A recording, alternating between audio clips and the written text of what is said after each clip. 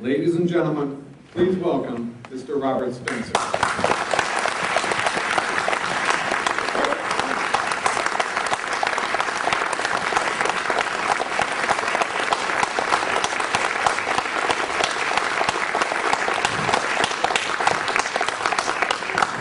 Thank you very much for that generous welcome and for a very generous introduction.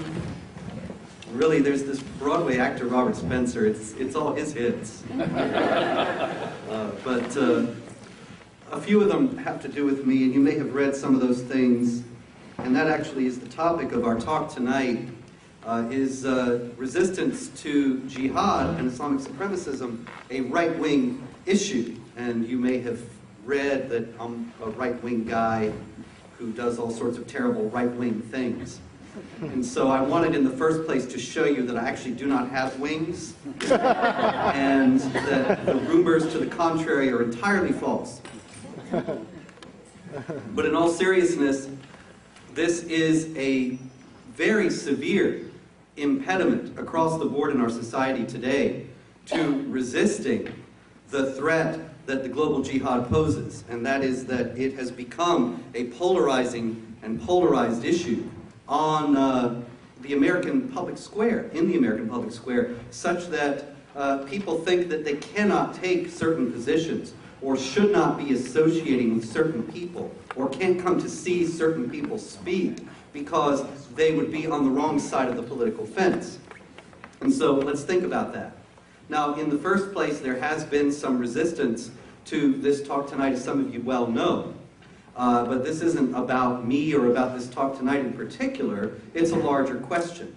And the larger question has to do with, well, is it really only right-wingers who care about jihad terrorism and Islamic supremacism? And if so, is that a bad thing? And in the first place, to situate that question, we should step back for a minute and ask, well, what is it that makes people afraid of something that is right-wing and want to be identified with something that's on the left to begin with? And of course, obviously there are many people who feel just the opposite way and wouldn't want to have anything to do with anyone who was left-wing and would want to identify with someone on the right. But the question before us is about the left, and so it's really actually quite easy to understand without getting into an entire social history of the left and the right as social and political phenomena. We can go back just as far as the civil rights movement, and we can see that in the popular mind, and to a very tremendous degree, this was entirely accurate, that the left was identified with justice, with equality of rights for all people, with the equal treatment of all people before the law, whereas the right was the force of racism, bigotry, reaction, and hatred. And the Jim Crow laws that were in the American South in those days were upheld by people who identified themselves as being on the right and thought that because of race that certain basic rights could be denied to entire classes of people. And it was the left that opposed all that. Nowadays, we find that this controversy is situated in the mainstream media in entirely the same way, exactly the same way. That there is an entire group of people, namely Muslims in the United States, that right-wingers supposedly want to deny basic rights out of an overreaction toward and a hyper-suspicion that arose from the 9/11 attacks. And that is more than a little bit tinged with racism and bigotry, because after all, most Muslims in the United States are immigrants and are brown-skinned people from Arabian or Central Asian countries. Now, is that, however, an accurate assessment? In the first place, one distinction that has to be made is that when we are talking about jihad terrorism, and when we are talking about Islamic supremacism, by which I mean the imperative that is enunciated by many Muslim leaders around the world, and this is readily verifiable, readily establishable on the internet at any given moment, who say Islam is going to take over the world, Islam is going to conquer the non-Muslim regions of the world. Specifically, I can tell you Sheikh Yusuf al-Qaradawi, who is the most prominent and famous and influential Muslim leader in the entire world, and one of the leading lights of the Muslim Brotherhood that's now taking over in Egypt. He's also a TV preacher on Al Jazeera, and he commands a huge audience of millions around the world. And he has said Islam is going to conquer Europe and America and Islamize the two. Now, when we speak about Islamic supremacism and jihad, we're not talking about a race. There are people of all races who hold to the idea that, as Muhammad, the Prophet of Islam, said, Islam must dominate and not be dominated. Islam must rule and not be ruled. Or, as Sheikh Abdullah Maududi said, Maududi was a Pakistani jihad theorist who died in 1979. And he is the founder, he was the founder of Jamaat-e-Islami, which is still the largest Islamic supremacist political party, pro-Islamic law political party in Pakistan. He said that non-Muslims have absolutely no right to wield the reins of power, that is to govern, to rule, in any part of God's earth. And if they do, the Muslims have the obligation to dislodge them from that power by any means possible.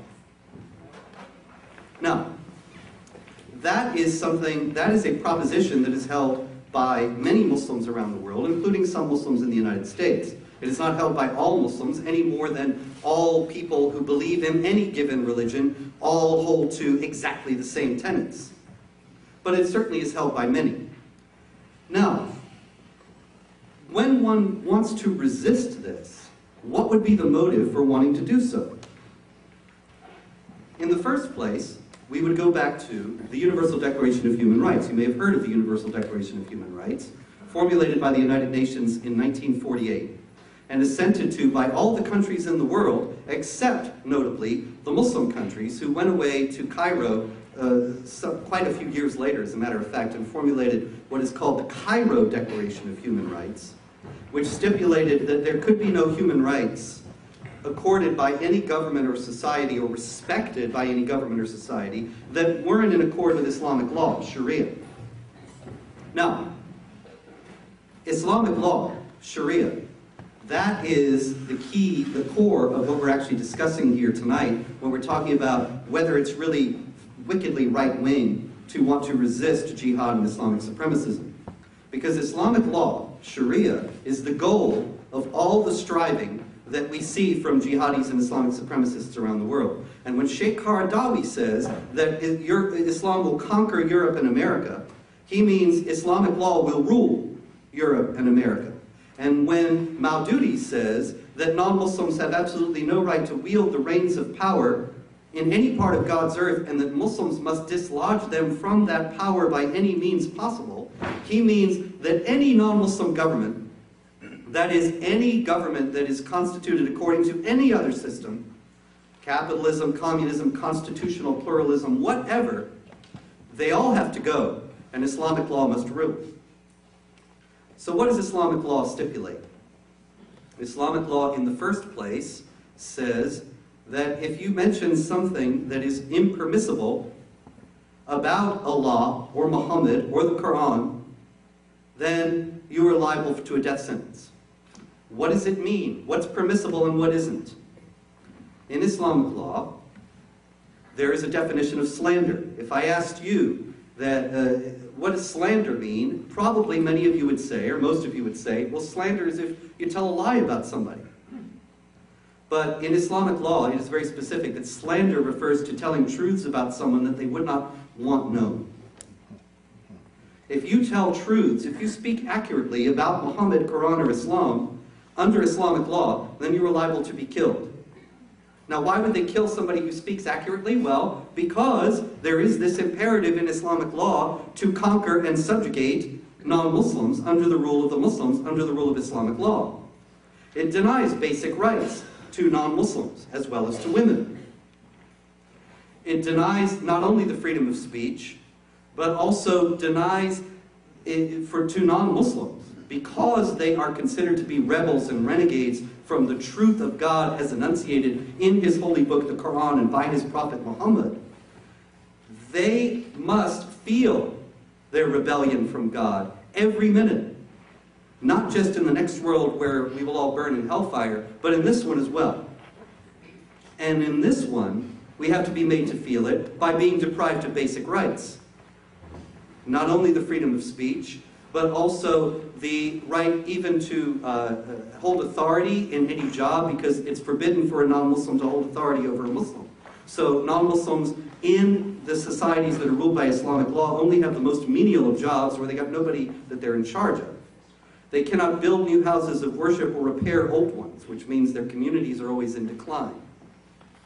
They cannot live economically with the freedom that ordinary citizens do, because they have to pay a special tax that the non-Muslims are exempt from paying. I mean, that the Muslims are exempt from paying. There are many, many other humiliating and discriminatory regulations that ensure that they feel themselves subdued as per the words of the Quran itself. Now, in the United States, in the Constitution, in the Declaration of Independence, as well as universally in the UN's Universal Declaration of Human Rights, there is fundamentally the principle that all men are created equal and are endowed by their Creator with certain unalienable rights, and that they should be accorded equality of treatment before the law. If, however, you stand up and say, well, I believe in equality of treatment of all people before the law, and I don't think that Muslims should have special privileges that non-Muslims are not privy to, and I don't think that non-Muslims should be deprived of basic rights in society, well, congratulations, you've just become a right-winger. But the thing is that if you go back to where I started and think for a minute about the civil rights movement and how the left was on the side of equality and freedom for all people, and the right was on the side of oppression and inequality, well, now we've come full circle.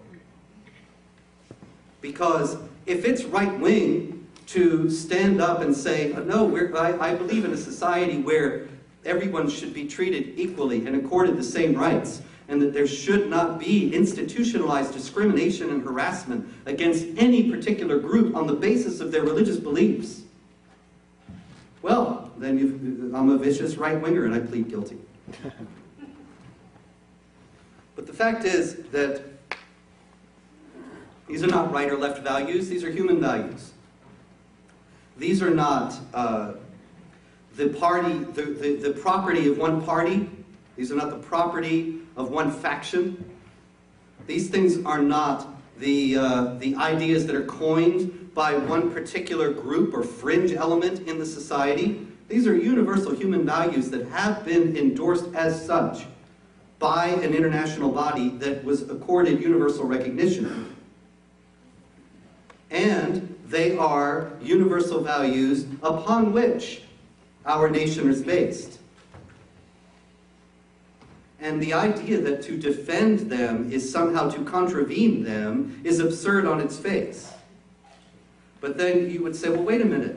You are contravening them. You're contradicting yourself, because you are saying that you want everybody to be treated equally, and yet you are talking about the restriction of Muslim religious practice, which contravenes the First Amendment, which says Congress shall make no law respecting the establishment of a religion or infringing upon the free exercise thereof.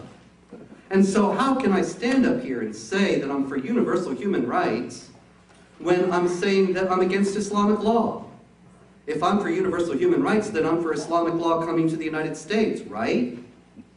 After all, that is the position of the Obama administration and the position of the Department of Justice and the position of the mainstream media and the position of pretty much everyone, that we cannot do anything to restrict the spread of Islamic law in the United States, because to do so would be to restrict the religious freedom of Muslims.